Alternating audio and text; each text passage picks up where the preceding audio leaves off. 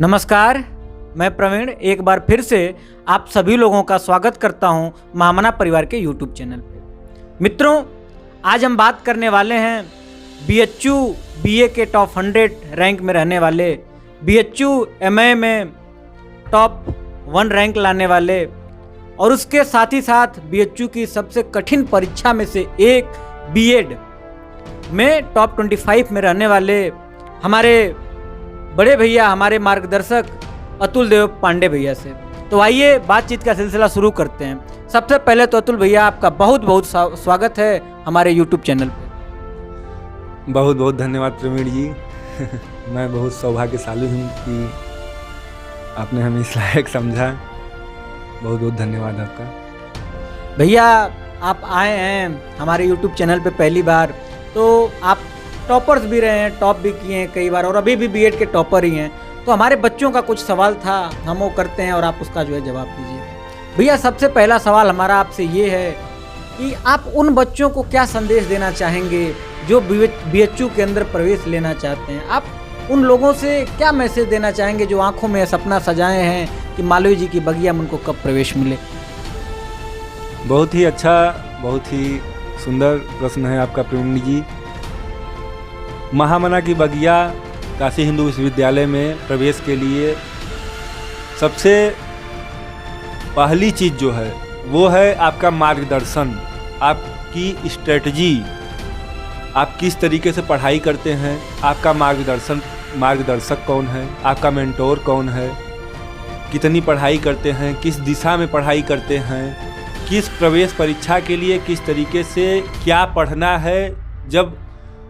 जब आप जो चीज़ पढ़ना है वो पढ़ते हैं तभी आपका प्रवेश हो पाता है। पढ़ने को तो जितने भी लड़के प्रवेश परीक्षा का फॉर्म भरते हैं सभी पढ़ते हैं, सब तैयारी करते हैं, सभी की इच्छा होती है कि वो काशी हिंदू विश्वविद्यालय या जिस भी कंपटीशन के लिए वो एग्ज़ाम दे रहे हैं उसमें प्रवेश पाएँ। लेकिन होता चुनिंदा, जितनी सीटें रहती हैं उसमें चुनिंदा लोगों का ही होता है।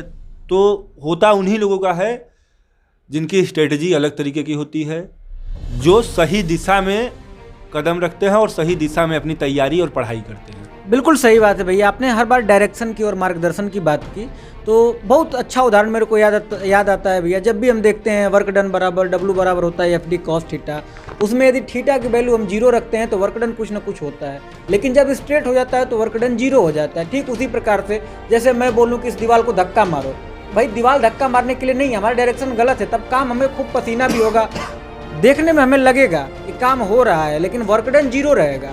तो केवल मेहनत करने से ही नहीं, अलग प्लानिंग पे चलनी होती है। तो आपने बिल्कुल प्लानिंग बहुत ही बड़ी चीज़ है। किसी भी, ये पढ़ाई की ही नहीं, चाहे कोई भी कार्य आप करते हैं और प्लानिंग अगर आपकी ख़राब रहती है, आपकी स्ट्रेटजी सही नहीं रहती है तो आप सफल नहीं हो पाएंगे। भैया, इसी सिलसिला में, इसी कड़ी में अगला सवाल भैया मेरा ये है कि आप इतने दिनों तक आप BA में भी टॉप किए, आप MA में तो आपका फर्स्ट ही रैंक था, आप अभी B.Ed में पढ़ाई करते टाइम भी आपका एंट्रेंस एग्जाम में 25 के अंदर थे। भैया, ये टॉपर होने के पीछे का एटीट्यूड और ये टॉपर होने के पीछे का क्या राज है? कैसे टॉप करते हैं, क्या बताएंगे हमारे प्यारे व्यूवर्स को कि कैसे वो भी टॉप करें? बहुत ही आपने जो कहा प्रवीण जी, एटीट्यूड, तो टॉप करने के लिए एटीट्यूड ही आपका सबसे बड़ा जो फैक्टर होता है, एटीट्यूड ही होता है। किस तरीके से आप एग्ज़ाम हॉल में बैठने के बाद उस प्रेशर को हैंडल करते हैं, पेपर किस तरीके से आप हैंडल करते हैं, किस तरीके से आपकी पढ़ाई किए हुए हैं, ये चीज़ें बहुत मायने रखती हैं। प्रश्न पत्र देख करके आप क्या व्यवहार करते हैं, किस तरीके से कठिन प्रश्न जो होते हैं, सरल, कई तरीके के प्रश्न होते हैं प्रवेश परीक्षा में। जब आप बैठते हैं, देखते हैं, तो पढ़ने को तो सभी पढ़ के जाते हैं। जो मैंने पहले भी कहा कि जितने भी लड़के फॉर्म भरते हैं, जैसे आप BHU BA का ले लीजिए, यहाँ BHU BA आर्ट और सोशल का ले लीजिए, तो लगभग 60 से 65 हज़ार लड़के फॉर्म भरते हैं, दोनों को मिला करके। और सीट जो आपकी मेन कैंपस की मैं बात करूँ तो लगभग 2000 है। तो उन 60,000 लड़कों में लगभग 10 से 15 हज़ार लड़के ऐसे होते हैं जो डिजर्व करते हैं, जो 10 से 12 घंटे 14 घंटे तक पढ़ाई करते हैं कि नहीं मुझे एडमिशन लेना है। लेकिन होता कितने लड़कों का है? 2000 मात्र। मैं मेन कैंपस की बात कर रहा हूँ। 2000 लड़कों का होता है। तो 2000 उन्हीं लड़कों का होता है जो पढ़ाई के साथ साथ जो जिनकी स्ट्रेटजी अलग तरीके की होती है, जो प्रेशर को हैंडल कर पाते हैं।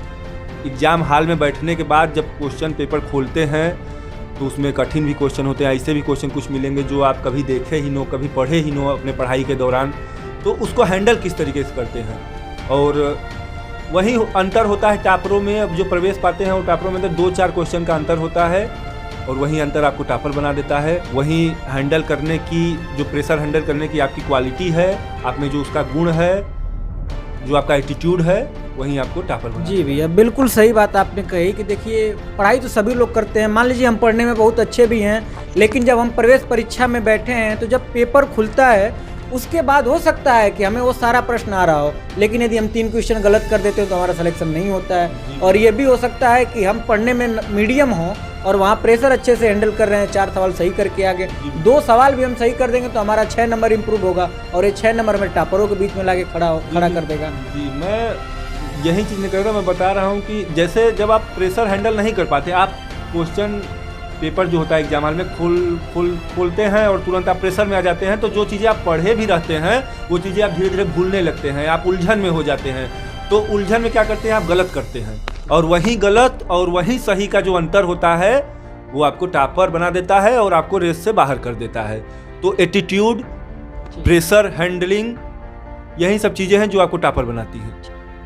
तो भैया अगली कड़ी में मेरा तीसरा सवाल आपसे ये है कि भैया आजकल आप ये देखिए कि पिछले वर्षों की तुलना में इस वर्ष जो है बीएचयू एंट्रेंस एग्जाम का फॉर्म बहुत बड़ा था और ये जो प्रक्रिया है पिछले कुछ वर्षों से लगातार इम्प्रूव होते जा रही है। क्या लगता है, क्या ऐसा मालवीय जी की बगिया में या बीएचयू के अंदर क्या ऐसा खास बात है जो पूर्वांचल के लोगों को, जो हिंदुस्तान के लोगों को अपने तरफ आकर्षित कर रहा है?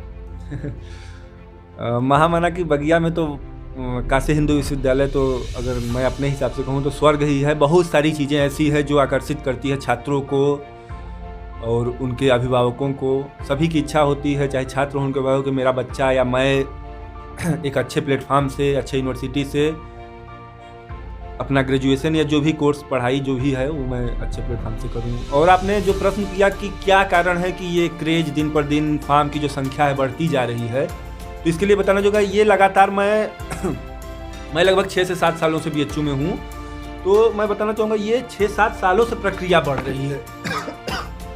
जी 5 से 6 सालों से ये प्रक्रिया बढ़ रही है, लगातार फार्मों की संख्या बढ़ी। इसका कारण ये है कि जैसे जो लड़के 2014 में मैंने इंटर किया, उस समय जो लड़के होते थे मैथ स्ट्रीम से हैं, बायो स्ट्रीम से हैं, तो मैथ स्ट्रीम से हैं तो इंजीनियरिंग करना चाहते हैं, पॉलिटेक्निक में जाना चाहते हैं, डिप्लोमा इसी तरीके का कोर्स करना चाहते थे जी। और ये बीए, बीएससी या आर्ट से भी लड़का है तो बीए भी जो करता था वो चलिए आर्ट स्ट्रीम से है इंटर में, तो करने के बाद वो सोचता था कि यहाँ अगल बगल कहीं से भी किसी भी कॉलेज से मैं अपना ग्रेजुएशन कर लेता हूँ, ग्रेजुएट हो जाता हूँ। लेकिन ये जो संचार क्रांति है, संचार क्रांति आने के बाद लोग यूट्यूब से जुड़े हुए हैं, फेसबुक जो देख रहे हैं, अच्छी अच्छी चीज़ों को देख रहे हैं, अच्छे अच्छे प्लेटफॉर्म को देख रहे हैं, तो वो अब चाहते हैं कि मैं जो है करूं कि एक अच्छे प्लेटफॉर्म से अपना, चाहे बीए हो, बीएससी हो, जो भी पढ़ाई करूं मैं एक अच्छे प्लेटफॉर्म से करूं। और पहले संचार क्रांति की जो मैंने बात की थी, पहले जो ये बीएचयू का ही फॉर्म था ये ऑफलाइन मिलता था, लोग आते थे, बहुत लोगों को कुछ पता ही नहीं रहता था क्या प्रक्रिया है, क्या पढ़ाई करना है, कैसे पढ़ना है, कैसे एंट्रेंस होता है, कुछ नहीं पता रहता था।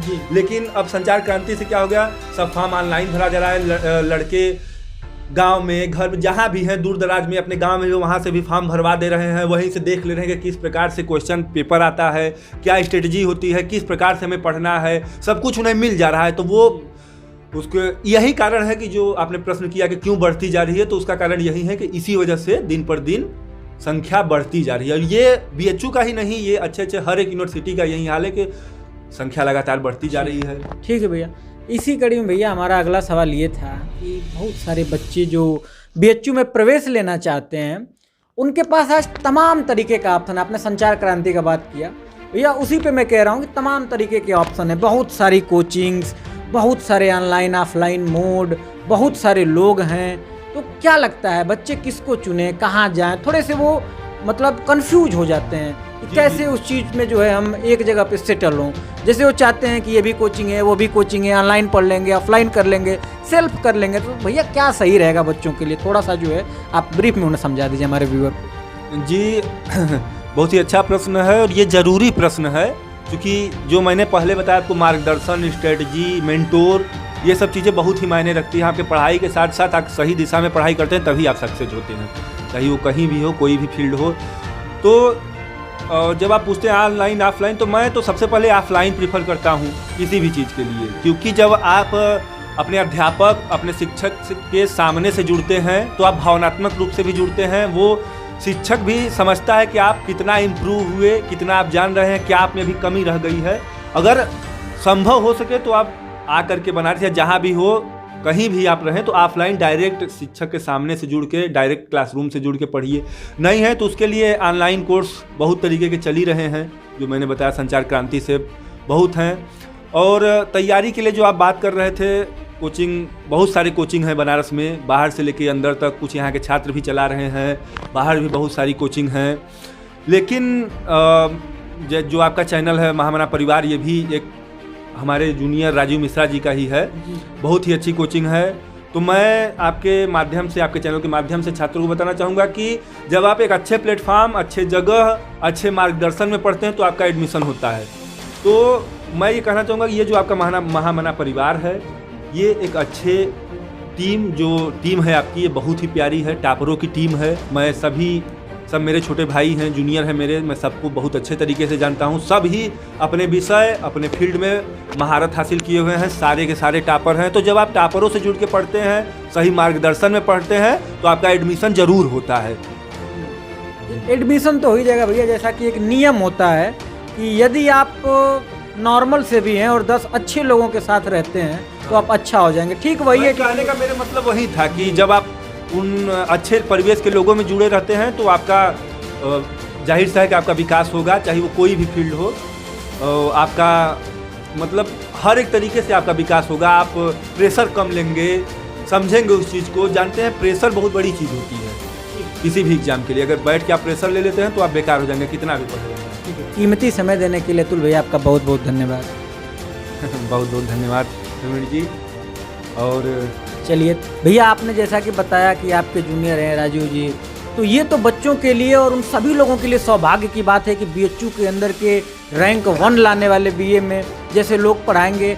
भैया एक चीज़ आप भी देखते होंगे, हम भी देखते हैं कि बहुत सारे ऐसे लोग हैं जिन्हें शायद बीएचयू का फुल फॉर्म भी ना पता हो, और वो सारे के सारे लोग पढ़ा करके पैसे के लिए कह लीजिए, या उन लोगों को शायद ये नहीं पता हो कि वो बच्चों का जो 1 साल होता है उसको पीछे कर देते हैं। बच्चा का सिलेक्शन इस साल नहीं होता है तो 1 साल पीछे जाता हो। देखने में तो 1 साल है, लेकिन कहीं ना कहीं पूरे ज़िंदगी भर के लिए वो 1 साल के लिए पीछे चला जाता है।